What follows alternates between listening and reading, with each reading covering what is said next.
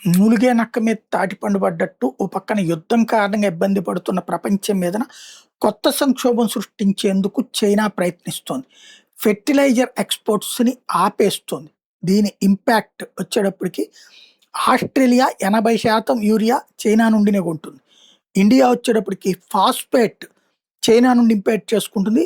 1.4 billion పీపుల్‌కి అది అవసరం. ఇండోనేషియాకి 270 మిలియన్ పీపుల్‌కి సంబంధించినటువంటి యూరియా ప్రొడక్షన్ చైనీస్ నుండి రావాల్సి ఉంటది. వియత్నాంకి రైస్ ప్రొడక్షన్ వచ్చేటప్పటికి యూరియాతో అవసరం ఉంది. థాయిలాండ్‌కి south east Asia rice supply chain అది. దానికి ఈ యూరియానే కావాలి. బంగ్లాదేశ్‌కి సేమ్ అవసరం ఉంది. మోస్ట్ ఫుడ్ ఇన్‌సెక్యూర్ నేషన్ అది. దానికి ఫాస్ఫేట్ కావాలి.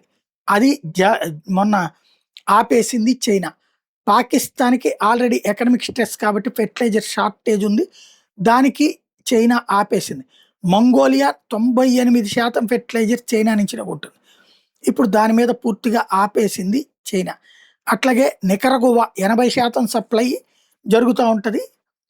ఇప్పుడు దాని మీదన ఆపేసింది. ఈక్వెడార్ 74% ఉన్నటువంటిది అది ఆపేసింది. ఆహ్, కోట్ డివోయిర్ 63% చైనా మీద ఆధారపడి ఉంటది. దాన్ని ఆపేసినటువంటి పరిస్థితి. ఓవరాల్‌గా 14 దేశాలు ఇబ్బంది పడుతున్నాయి.